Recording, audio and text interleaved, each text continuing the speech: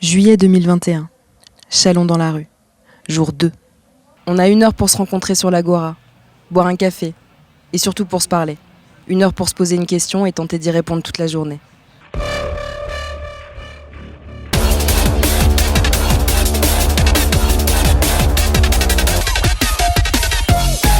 rue n'est pas à vendre. Ça fait 20 ans que je la loue. 15h30. On arpente la ville pour collecter votre parole, pour capter ce que vous en pensez. La rue, comment vous l'habitez ? Qu'est-ce que ça veut dire habiter la rue pour moi ? C'est par exemple des camions qui roulent sur les...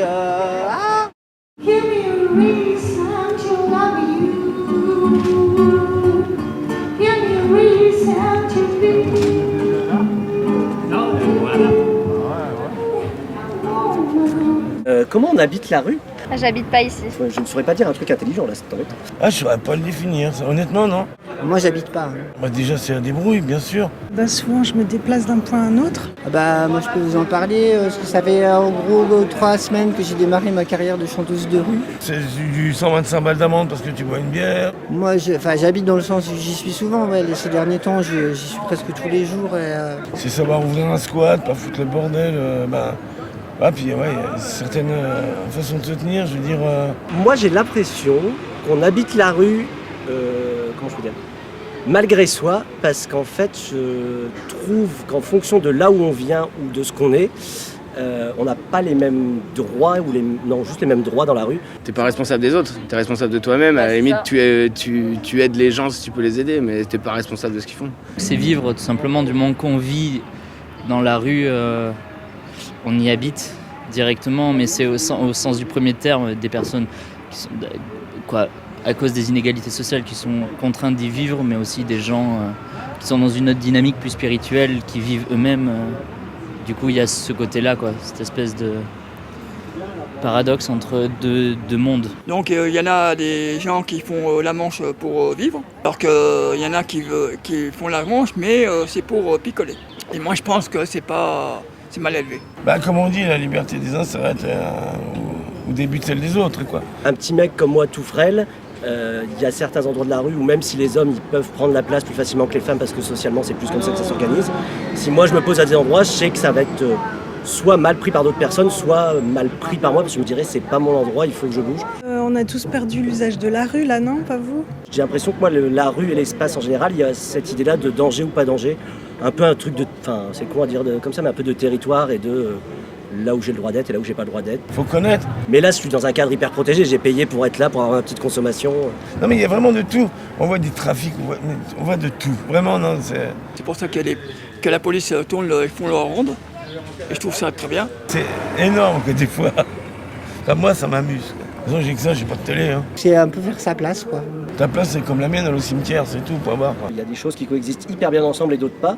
C'est pas pour autant que ça va se taper sur la gueule, mais du coup ça va créer plus des endroits de friction et du coup pas tant un truc de l'un qui va dominer l'autre ou frapper l'autre ou quoi, mais plus un truc de un peu comme des animaux qui se tournent autour et à savoir est-ce que tu partages ton territoire et jusqu'où et comment en fait. Je suis toujours parti du principe les gens ils se démerdent. Ils sont majeurs, ils sont vaccinés. Je voudrais me faire vacciner, mais non, comme j'ai pas de CMU, pas moyen de trouver quelque chose, quoi. Mais il y a d'autres personnes qui, par exemple, vont vivre un moment, un instant, que ce soit d'amour, que ce soit festif, que ce soit autre chose, mais d'une certaine façon, eux aussi habitent la rue à ce moment-là. Jouer dans la rue, c'est extrêmement excitant comme expérience. Moi, si tu veux, j'ai un grand appartement, je suis tranquille. Mais voilà, c'est ça, c'est surtout une certaine solidarité. Il y a très longtemps, j'ai fait des études en urbanisme, on racontait plein de choses théoriques sur le lien social, je sais pas quoi, dans la rue. Mais quand on joue dans la rue, c'est du concret. Jean-Pierre, ma fille.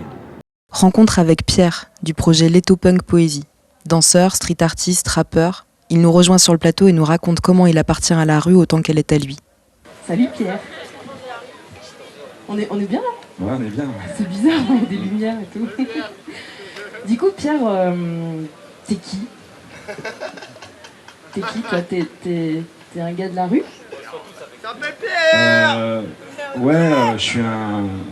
Je fais partie, tu vois, je suis un Français, je fais partie de mon peuple à moi, le peuple, l'ensemble des individus qui vivent sur un même territoire, donc voilà, déjà ça me définit un peu. Et puis sur la question de la rue, moi je suis un citadin maintenant, j'ai vécu en banlieue parisienne longtemps, dans le 9-3, et puis J'ai vécu un peu en campagne, mais je suis vite revenu à la ville parce que j'adore. Et du coup, ouais, je lui appartiens un petit peu, quoi. J'adore pour plein de raisons, mais ouais, j'adore la rue, quoi, et ce que ça représente. Et toi, en fait, si tu pouvais répondre à la question, si on t'avait vu dans la rue, qu'on avait fait un micro-trottoir avec toi, tu nous aurais dit quoi? La rue, tu l'habites? En fait, la rue, des fois on se pose la question, tu m'avais posé la question à qui appartient la rue. Et moi je pense que le concept de propriété, c'est un truc qui nous tue dans les sociétés modernes, tu vois. La preuve avec les vaccins, mais pas que ça, tu vois, la SACEM, etc. Moi je sais que personnellement, quand je fais du street art ou que je fais des toiles, maintenant je signe plus parce que de mon point de vue, ça nous appartient à tous, tu vois. Moi je sais pas faire une bombe de peinture, moi je sais pas bâtir des murs, moi donc j'ai besoin de mon humanité et de mon peuple pour pouvoir vivre mes créations et mon art. Donc du coup c'est pour ça que je filme plus. Et du coup c'est pas de la propriété, c'est la rue, elle m'appartient à moi. Et je lui appartiens aussi, mais elle m'appartient dans le sens où elle nous appartient en fait. Mais vu que je fais partie de vous, bah, elle m'appartient aussi. Voilà. Et du coup, quand je dis elle m'appartient, ça veut dire que ça implique une responsabilité. Tu vois, la ville, elle m'appartient. Et du coup, je sais que mes enfants, ils kiffent quand je fais ça. C'est que, par exemple, tu vois, je te donne un exemple tout bête, mais on s'arrête au feu, il y a une voiture devant, les gens, ils ouvrent la fenêtre, ils balancent des merdes dehors.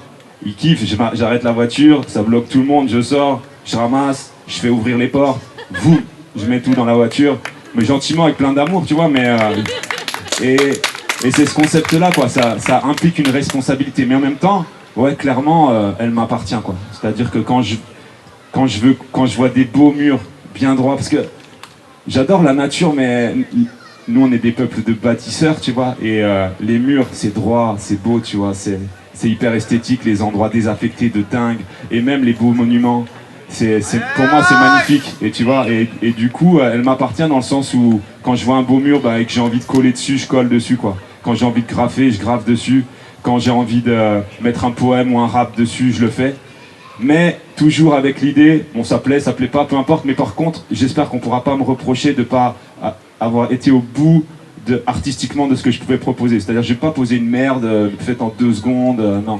Je vais donner les choses, tu vois. Tu prends soin de la rue quand même. Ouais, je prends soin. Ouais, tu te moques pas, quoi. Voilà. Exactement. Et le moment où... non mais c'est vrai, bravo. Le moment où parce que du coup là tu vois dans les témoignages on entend en fait on n'est pas tous autorisés de la même manière dans la rue. On n'a pas tous la même culture, on n'a pas tous les mêmes nécessités, on n'a pas tous la même manière de l'habiter, justement. Toi, est-ce que c'est une manière de te sentir libre, en fait, de faire des choses dans la rue?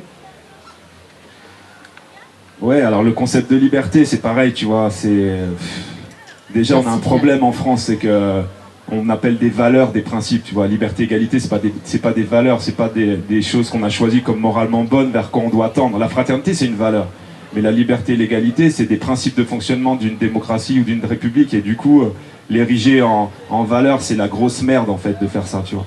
Parce que tout le monde pense que, voilà, on est tous égaux. Ben non, mon vieux, c'est juste l'égalité devant le suffrage, en fait, tu vois. C'est juste ça, en fait. Et pareil pour la liberté, donc déjà, c'est un problème. Après, ce qui me rend libre, c'est pas ça. Ce qui me rend libre, c'est la connaissance, tu vois. C'est plus je connais de choses, plus je sais faire de choses avec mon corps et mon esprit, et plus les champs d'une existence s'ouvrent et je suis libre. Et ce qui se joue, c'est pas forcément la liberté, c'est un peu plus la subversion, tu vois. Mais ça donne un peu ce sentiment que ouais, il y a des règles qui sont posées dans nos sociétés, c'est cool, on en a besoin pour vivre tous ensemble, et en même temps, même si je les respecte et que j'en ai besoin et qu'on en a besoin, bah ouais, je fais pas du vandale à la bombe, mais je fais de l'affichage sauvage. Je prends moins cher du coup, tu vois, c'est parce que c'est juste de la détérioration. Mais voilà, je le fais avec, je rentre dans des lieux désaffectés et je vais dans des lieux où on se dit bah on n'a pas le droit d'y aller, bah ouais, bah ce droit-là je le prends, même si je vais pas inciter des jeunes à y aller, etc. Mais ça me fait du bien aussi de pouvoir me décaler un peu par rapport aux règles qui sont érigées par nous en fait, tu vois. Et ça me donne un petit sentiment c'est plus de vie, de grosse vie que de vie toute rétrécie, de pouvoir un peu bouger par rapport à ces règles-là qu'on s'impose parfois ou qui sont nécessaires, peu importe. Des fois, j'aime bien bouger par rapport à ça. Bah du coup c'est bien, transition nickel, tu dis bouger, toi t'es danseur. Est-ce que ta manière d'habiter la rue en étant danseur, elle est différente de la mienne par exemple qui danse très très mal? Est-ce que tu vis l'espace des rues autrement? En fait, la danse... parce que je suis un gars qui fait plein de trucs mais qui fait rien en fait, qui papillonne beaucoup quoi. Enfin, beaucoup de trucs. Mais en fait c'est la question du corps en fait, tu vois. C'est que quand je te dis la rue je lui appartiens et puis elle m'appartient. Et quand je colle ou quand je vais rapper parce que voilà je suis en concert en rue et là pour le coup c'est en rue, la rue elle est là, les murs ils sont là, mais en fait ce que je veux et ce qui est vivant c'est la relation avec les gens qui vivent, qui sont ici, tu vois. Et c'est ça pour moi qui est le plus important en fait. C'est de plonger dans les yeux des gens. Et ça tu peux pas le faire avec une voix lointaine, tu peux le faire qu'avec un corps. Qu'avec un corps. La rencontre elle se vit qu'avec du corps. Et donc sans corps tu peux pas être là en fait. Donc j'essaye de l'habiter pleinement et dans le corps et dans la danse et dans les intonations que c'est du corps aussi, tu vois, c'est de l'animalité, etc.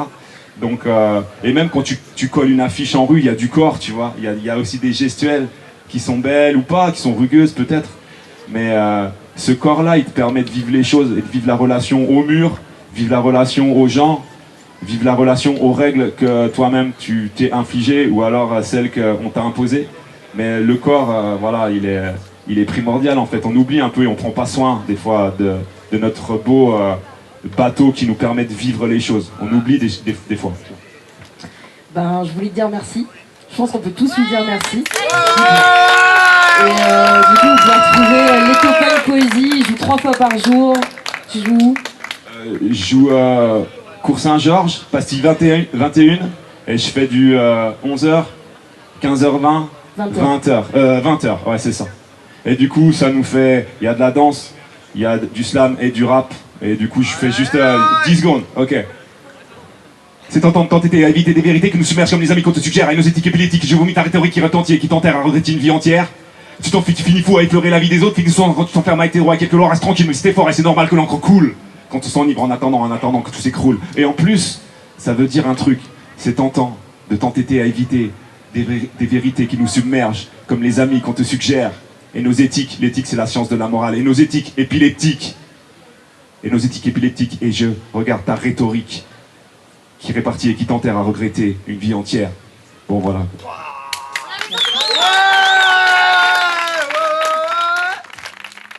18h, retour à la rue. Capter les mouvements, les ambiances, y ajouter des mots, pour finir avec un peu de poésie. Ceux qui passent, je les scrute. Je les suis du regard. C'est chez moi. Celui qui part à 5 heures, le facteur, les petits business et la vieille dame en mobilette. Immobile et pleine de bêtes, des taches de bitume et d'amertume, des auréoles et du pétrole. Ça me dérange. Le bruit. Ça m'énerve les inconnus. Petite gêne quotidienne qui me tortille juste assez pour rappeler que j'ai pas trop à la ramener, que ma rue, c'est pas qu'à moi. Quand même, les règles, on les adapte en fonction de nos humeurs. On peut vite basculer du shopping au terrain de foot. C'est marrant quand les costards croisent les gamins en pleine attaque. Le vieux à la pancarte, qui crie tout fort que c'est pas lui. On gueule. Mais on le sait, depuis le temps que tu nous le dis. Il s'en fout. Demain encore, il sera là. C'est chez lui. Les rues, et pas la rue. Toutes ces présences, ces habitudes qui se croisent et se supportent. Les nerfs qui lâchent, les cris des fenêtres, les lumières dans la nuit qui font croire aux jolis contes. Et les matins, plein de courbatures, on a du mal à se décoller, on a du mal à la quitter. Tiens, des nouveaux, sont pas d'ici. Ils sortent leur chaise pour boire un coup, pour sûr, ça va râler. Ça dépend, s'il y en a d'autres. Les règles, on les arrange, on les mélange, en fonction d'un équilibre bien précis, celui qui met en balance la moyenne de nos envies. Et c'est comme ça, de petits plaisirs en inconfort. par des mots d'ordre contrariés, en ajustant nos mauvais plis et sans céder à la panique, qu'on se fabrique un lieu public.